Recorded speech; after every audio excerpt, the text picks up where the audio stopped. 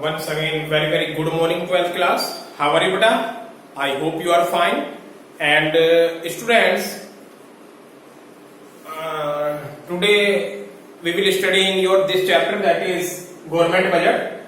We will continue this, and from last 2 or 3 days this chapter is start. And I have also explained that what do you mean by government budget and objectives of the government budget, which are very important, and components of the government budget. I have also explained with the help of a flow chart. I hope आप लोगों ने देखी होगी, कल की video में flow chart explain किया था मैंने. And there are 2 type of components government budget, that is revenue budgets and capital budgets. So we will discuss in revenue budget. In revenue budgets is divided into 2 parts, that is revenue receipts and capital receipts. So अभी आप लोगों का जो topic चल रहा है वो revenue receipts है. Sorry, revenue budgets has 2 types, revenue receipts and revenue expenditure. हमने revenue receipts लिया है, कल मैंने एक्सप्लेन किया था. Revenue receipts are those receipts in which neither create a liability and nor reduction any assets. I am repeated again. Listen carefully, everyone. What do you mean by revenue receipts? Revenue receipts are those government receipts in which neither create liability, ना तो government की कोई liability create होती है, and no reduction any assets. This is known as revenue receipts. यानी government की वो सारी रिसिप्ट जिसमें ना तो लाइबिलिटी क्रिएट हो और ना ही गवर्नमेंट के एसेट्स रिड्यूस हो. It is known as revenue receipt. Students, अब आपके माइंड में आ रहा होगा कि सर वो कौन सी रिसिप्ट होती हैं जिसमें गवर्नमेंट की ना तो लाइबिलिटी क्रिएट हो रही है और ना ही यहाँ पर गवर्नमेंट के एसेट रिड्यूस हो रहे. लाइबिलिटी क्रिएट मतलब ना तो गवर्नमेंट को चुकाना पड़ेगा और ना ही गवर्नमेंट की प्रॉपर्टी कम हुई, बट गवर्नमेंट के पास पैसा आ गया. हमारे पास भी काश ऐसा होता, कुछ ऐसी प्रॉपर्टी, ऐसे आपके पास ऐसी रिसिप्ट आ जाए इन फ्यूचर, ना ही तो लाइबिलिटी क्रिएट हो, मतलब ऐसी रिसिप्ट की ना ही तो वो आपको कभी वापस देनी पड़े. इसको बोलते हैं liability create. Neither is liability create means ना ही तो वो हमें चुकानी पड़े और नो रिडक्शन ऑफ एसेट, जो आपकी प्रॉपर्टी उसमें से भी कुछ कम नहीं हुआ, बस केवल आना ही आना पैसा. It is known as revenue receipt. So students, revenue receipts are two parts, that is receipts from tax revenue and receipts from non-tax revenue. There are 2 parts of revenue receipt, that is receipts from tax revenue and receipts from non-tax revenue. So पहले आप receipt from tax revenue पढ़ेंगे, कल भी start किया था. Meaning of A tax. Tax क्या होता है बेटा? बहुत सिंपल, कि सर जो गवर्नमेंट को हम पे करते हैं वो टैक्स होता है. बट आपको डेफिनेशन में इसको पढ़ाना होगा वर्ड को. A tax is a compulsory payment to government. पहली फीचर्स क्या है इसकी? ये कंपल्सरी पेमेंट है. किसके लिए? Tax is a compulsory payment to government without expectation. Payment भी करेंगे और कोई एक्सेप्टेशन नहीं रखेंगे of direct benefits to the tax payer. यानी टैक्स पेयर जब पे कर रहा होगा कोई ऐसी एक्सेप्टेशन नहीं करेगा कि उसको कुछ उसका बेनिफिट्स मिल जाए. For example like tax on income. Income पे टैक्स लगाया, उसको पे करेगा और डायरेक्ट गवर्नमेंट उसको बदले में कुछ नहीं देगी. It is known as tax. Wealth tax. Imports पे लगा दिया गवर्नमेंट ने टैक्स. आपने कुछ इंपोर्ट किया, टैक्स लगाया. एक्सपोर्ट पे लगा दिया टैक्स. आपने यहां से कुछ अदर कंट्री को बेच दिया, दैट इज एक्सपोर्ट. उस पे टैक्स लगाया गवर्नमेंट ने. तो डायरेक्ट आपको गवर्नमेंट कोई बेनिफिट नहीं प्रोवाइड करा रही. इनडायरेक्ट बहुत से बेनिफिट्स होते हैं. I was explain yesterday also. So tax is a compulsory payment which pay to the government, जो गवर्नमेंट को पे करना होता. And students, without any expectation that government benefit to direct tax payer. यानी payment भी करना है और government को इसके बदले में आपको बेनिफिट्स भी प्रोवाइड नहीं कराएगी. I hope this is clear. And if we are talking about revenue receipt, क्या होते हैं बेटा? Revenue receipts are those receipts in which neither create liability or not reduction any assets. यानी एक ऐसी रिसिप्ट, गवर्नमेंट की एक ऐसी इनकम जिसमें ना ही तो लाइबिलिटी क्रिएट हो रही होगी. लाइबिलिटी मींस देनदारी, और नॉट रिडक्शन एसेट, ना ही गवर्नमेंट के जो प्रॉपर्टी है वो कम हो रही है. So I have explain that revenue receipt, I have already explain revenue receipt is two type, that is revenue receipt from tax and receipt from, yes you can take receipt from tax and receipt from non-tax. This is two part. And tax is a compulsory payment without acceptation of direct benefit to the taxpayer. Example आपको बताया. Now students, tax has come. This is types of tax. Types of tax. There are two type of tax, that is direct tax and indirect tax. सुने होंगे आपने कि tax two part के होते हैं, direct tax and indirect tax. मैं definition आपको देता हूं, then after we will differentiate this. Direct tax कौन से होते हैं? If the liability to pay a tax and its burden falls on the same person, यानी ऐसा टैक्स जिसकी लायबिलिटी सेम पर्सन पे लगे, it is termed as direct tax. Again see, if the liability यानी उसकी देनदारी, किसकी? डायरेक्ट टैक्स की, to pay a tax and its burden falls on the same person, यानी उसका बर्डन सेम पर्सन पे लगे. अब आपके माइंड में आ रहा होगा कि सर ऐसा भी क्या होता है कि टैक्स का किसी दूसरे पर्सन पे लगे? It is possible. Same person पे लगना, सपोज दैट एग्जांपल है यहाँ पर income tax and wealth tax. मेरी इनकम पे या मेरी प्रॉपर्टी पे टैक्स लगाया, इट इज लायबिलिटी टू पे tax and its burden falls on the same person. अब गवर्नमेंट ने मेरे पे लगाया, वो मैं उसको ये नहीं बोल सकता कि मेरी प्रॉपर्टी पे लगाया अपने पड़ोसी से कि आप उसको पे कर दो. दिस पेमेंट इज पे, आई हैव टू पे, मुझे ही पे करना पड़ेगा बेटा वो. This is clear. So this is known as direct tax. Direct tax आपकी इनकम से याद रखो, जो इनकम पे टैक्स लगता है, क्योंकि हम पड़ोसी से नहीं बोल सकते ना अपने रिलेटिव से कि हमारे इनकम पे टैक्स लगा, जरा आप इसको पे कर देना. हम इसको बर्डन दूसरों पे शिफ्ट नहीं कर सकते. But if we are talking about indirect tax, if the liability to pay a tax and its burden can falls on different person, अगर लायबिलिटी जो लग रही है टैक्स किसी पे लगी और उसका जो बर्डन है वो दूसरे पे पड़ा है, it is known as indirect tax. ये कैसे होगा? सपोज दैट मार्कर की कंपनी पे टैक्स लगाया गवर्नमेंट ने. I hope this is clear कि पर मार्कर, अगर आप मार्कर बनाओगे तो हमें सपोज दैट ये 30 रुपीज का है, तो हमें 5 रुपीज या 2 रुपीज पर मार्कर दोगे. This is the tax of government. ये गुड्स है, गुड्स पे टैक्स गवर्नमेंट ने लगा दिया. अब इसका प्रोड्यूसर क्या करेगा? इसके प्राइस में इसको इंक्लूड कर देगा और इसका बर्डन शिफ्ट कर देगा कंज्यूमर की तरफ, जो इसको परचेज करके लाएगा. डिफरेंट पर्सन इसको परचेज करेंगे, टैक्स का बर्डन उसने शिफ्ट कर दिया. This is a shiftable indirect tax है.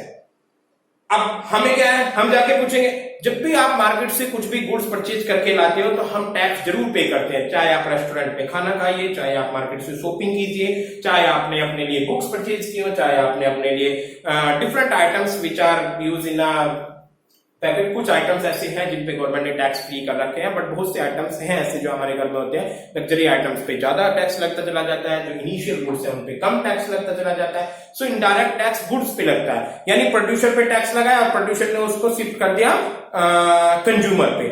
लिखा होता है उस पे इंक्लूसिव ऑल प्राइस, यानी डेफिनेशन अगर आप लोग कुछ भी प्रोडक्ट देखते हैं तो उस पे प्राइस लिखे होंगे विद इंक्लूडिंग टैक्स. जीएसटी लगता है, गुड्स एंड सर्विसेज टैक्स, वो अभी बना है, या एसएसटी लगता है, स्टेट टैक्स लगता है. तो students, indirect tax, if the liability to pay a tax, tax की जो लायबिलिटी है and its burden can fall on different person, अगर डिफरेंट पर्सन पे इसका फॉल पड़ता है, it is called as indirect tax. जैसे कि गुड टैक्स, अगर गुड्स पे टैक्स लगता है तो वो हम शिफ्ट कर सकते हैं. So students, now I want to explain the difference between direct tax and indirect tax. I hope this is clear to every students. Should I repeat बेटा? डायरेक्ट टैक्स वो टैक्स होता है जो सेम पर्सन पे लगता है, and indirect tax वो tax होता है जिसका बर्डन हम दूसरे पर्सन पे शिफ्ट कर सकते हैं. अगर किसी की प्रॉपर्टी पे टैक्स लग रहा है वो डायरेक्ट टैक्स होगा, किसी की इनकम पे टैक्स लग रहा है वो भी डायरेक्ट टैक्स होगा, और अगर किसी की इनकम पे टैक्स लगेगा direct tax, this is direct tax, and on the other hand we will discuss indirect tax.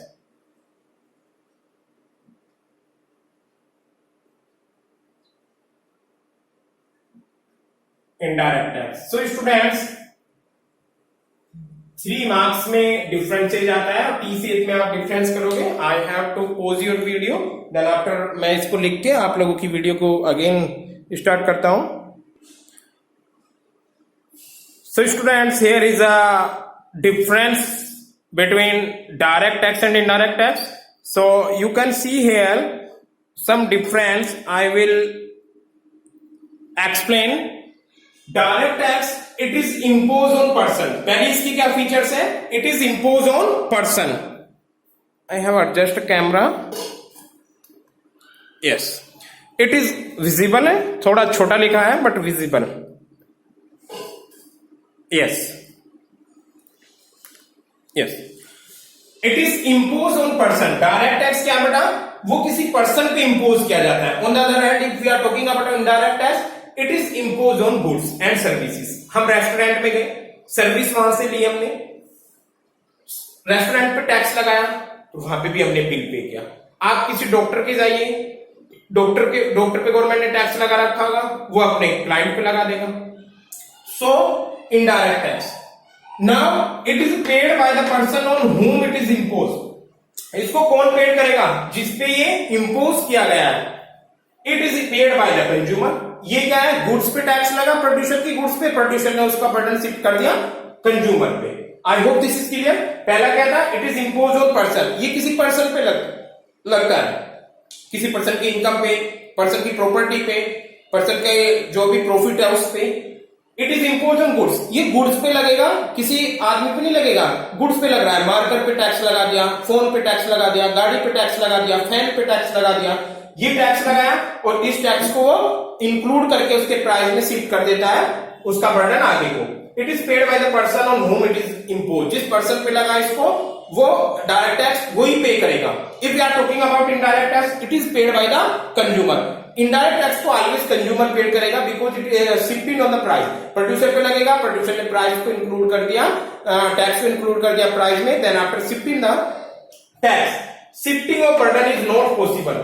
Direct tax में हम बर्डन को शिफ्ट नहीं कर सकते. मैंने पहले भी बोला था, सपोज दैट मुझ पे टैक्स लगा, मैं ये नहीं बोल सकता कि कोई मेरा पड़ोसी उसको पे कर दे, मेरा रिलेटिव पे कर दे या आप लोग पे कर दे. इसका बर्डन शिफ्ट नहीं किया जा सकता. किसका?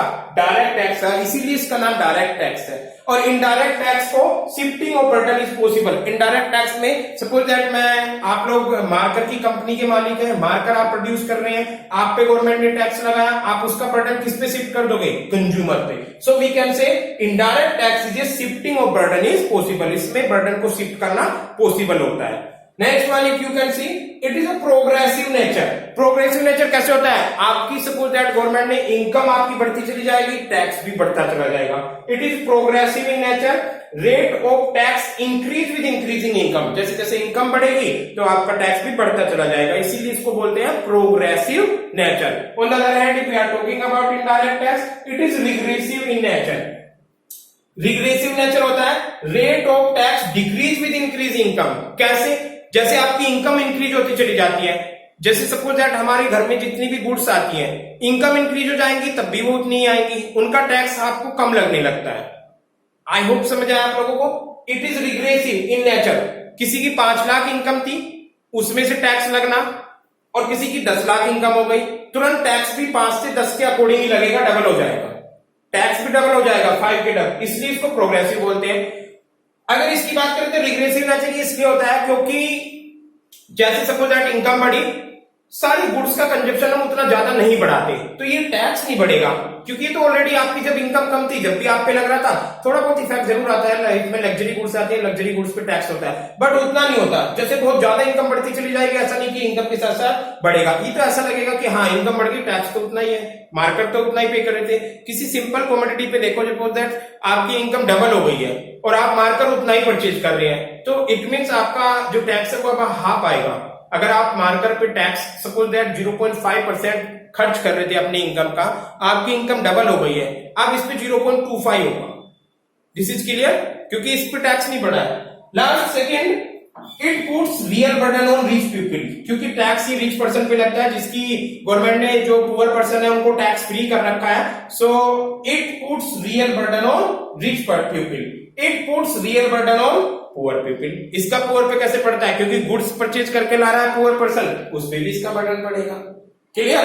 पुअर पर्सन भी टैक्स देता है, वो डायरेक्ट टैक्स ना देके कौन सा देगा बेटा? Indirect tax. तो इसका टैक्स किस पे, इसका इफेक्ट किस पे पड़ता है? जैसे ही गवर्नमेंट गुड्स पे टैक्स बढ़ा देती है वो पुअर पर्सन पे बढ़ता है, मार्केट में एकदम इन्फ्लेशन हो जाता है, गवर्नमेंट ने टैक्स बढ़ाया, प्रोड्यूसर क्या करेंगे, वो प्राइस बढ़ा देंगे क्योंकि टैक्स बढ़ गया है, तो बर्डन किस पे पड़ा? पुअर पर्सन पे। It is unavoidable. इसको अनअवॉइडेबल कैसे बोल सकते हैं? इसको अनअवॉइडेबल बोल सकते हैं कि सपोज दैट आपकी इनकम पे लगा तो आप इलीगली उसको हम नहीं पढ़ेंगे, अगर कोई पे नहीं कर रहा है वो इलीगल एक्टिविटी कर रहा है, बट हम इसको अवॉइड नहीं कर सकते, we have to pay this. We are talking about direct tax, this is clear. And we are talking about it is avoidable.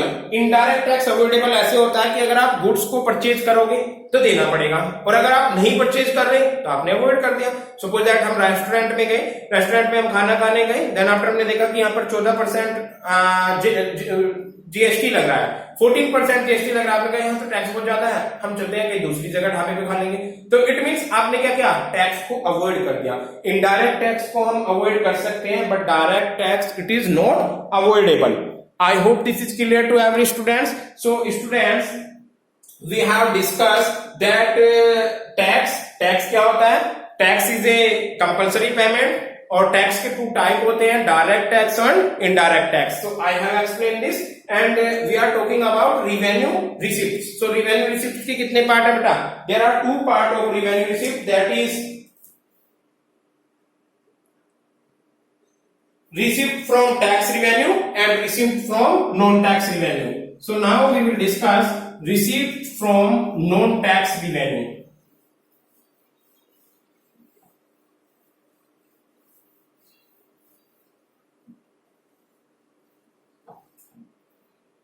Receipt from non-tax revenue.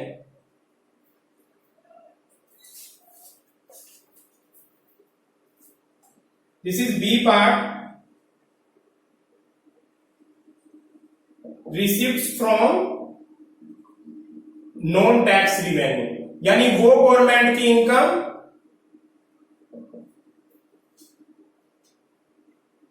जो नॉन टैक्स है, टैक्स के अलावा जो गवर्नमेंट पे करती है, this is known as revenue receipt of the government from source other than tax, यानी वो सारी इनकम जो टैक्स से अदर है, it is known as non tax revenue. अब वो कैसी इनकम होगी गवर्नमेंट की? जैसे फीस हुआ, फाइन हुआ, पेनल्टी हुआ, लोन का रेट ऑफ इंटरेस्ट हुआ, वो सब नॉन रिसिप्ट हो जाएंगी, सॉरी नॉन टैक्स रिवेन्यू हो जाएंगी। यानी एक तो गवर्नमेंट की इनकम रिवेन्यू रिसिप्ट में सब टैक्स से आती है, और जो बाकी इनकम आती है वो सब नॉन टैक्स से आएंगी। वो कौन सी इनकम होती है? So I have here some, I will explain one by one.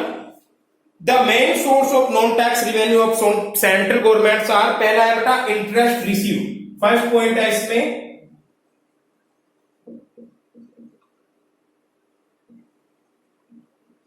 Interest receive में जितना भी गवर्नमेंट ने लोन दे रखा है, पहले से लोन दे रखा है, अब उसका जो रेट ऑफ इंटरेस्ट आएगा वो गवर्नमेंट की रिसिप्ट होंगी, बदले में कुछ नहीं देना, क्योंकि जो लोन दे रखा है वो भी वापस आएगा कभी ना कभी, वो तो लायबिलिटी है गवर्नमेंट की, लोन वापस आएगा, रेट ऑफ इंटरेस्ट मिल रहा है फ्री में, तो इट मींस क्या हो गए? ये नॉन टैक्स रिवेन्यू रिसिप्ट है। रिवेन्यू रिसिप्ट क्योंकि इसमें लायबिलिटी क्रिएट नहीं हो रही कि हम पे लोन आया और हमने बदले में कुछ दिया, तो रेट ऑफ इंटरेस्ट याद रखना, it is a non tax revenue. Second part है बेटा इसमें, दैट इज प्रॉफिट और डिविडेंड रिसीव, प्रॉफिट्स और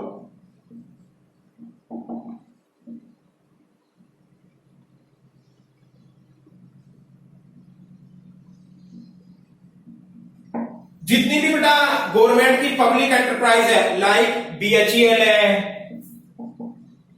BHEL, Bharat heavy electric limited जो गवर्नमेंट की कंपनीज है, इसके अलावा एलआईसी है, इनसे जो गवर्नमेंट को प्रॉफिट होता है वो भी गवर्नमेंट का नॉन टैक्स रिवेन्यू रिसीप्ट होता है। क्यों? क्योंकि गवर्नमेंट ने प्रॉफिट कब मिलता है? जब फैक्टर ऑफ प्रोडक्शन का कट कर देते हैं। गवर्नमेंट ने कंपनी स्टेब्लिश कर रखी है, उसमें जो कॉस्ट होगी वो भी दे दी होगी गवर्नमेंट ने, जो गवर्नमेंट का सैलरी होगी वो भी दे दी होगी गवर्नमेंट ने, कैपिटल पे इंटरेस्ट भी दे दिया होगा। अब जो प्रॉफिट बचता है वो गवर्नमेंट को किसी को नहीं देना, गवर्नमेंट की लायबिलिटी क्रिएट नहीं कर रहा, सो ये भी क्या हो जाएगा? प्रॉफिट और dividend received by the government, it is known as received from non tax revenue. Next one है fee and fine, third one में बेटा फी एंड फाइन, जो गवर्नमेंट की फीस एंड फाइन है, like tuition fees of the government, school की है, court fees हुआ, school fees हो गई गवर्नमेंट की, एक्सेट्रा। यानी जितनी भी गवर्नमेंट फीस लेती है या फाइन लगाती है वो सब भी गवर्नमेंट की रिसिप्ट होंगी non tax revenue, like tuition fees in government school and court में फीस हो गई। इसके अलावा passport fees also, etcetera. So these fees are also known as non tax revenue receipt, क्योंकि इनसे भी गवर्नमेंट को अर्निंग हो रही है और लायबिलिटी क्रिएट नहीं हो रही, बदले में गवर्नमेंट को किसी को भी कुछ नहीं देना पड़ रहा, और ना ही गवर्नमेंट के रिसिप्ट जो एसेट्स है यहाँ पे वो रिड्यूस हो रहे हैं। सो this is a receipt from non tax revenue. इसके अलावा हियर इज गिफ्ट्स। गवर्नमेंट को अगर कोई कंट्री गिफ्ट्स दे देती है, गिफ्ट्स, ग्रांट्स, जैसे कोई आपदा आती है, और डोनेशन रिसीव, ये भी बेटा नॉन टैक्स रिवेन्यू है by the government of international organisation like IMF है, international monetary fund, world bank है।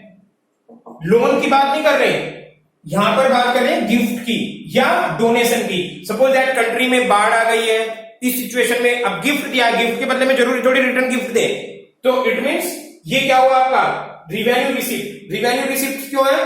टैक्स तो है नहीं, नॉन टैक्स रिसिप्ट है, क्योंकि बदले में गवर्नमेंट को डायरेक्टली कुछ पे नहीं करना होता। So it is known as receipt from non tax revenue. इसके अलावा अपना स्पेशल असेसमेंट है। There are 2 points also here, that is special assessment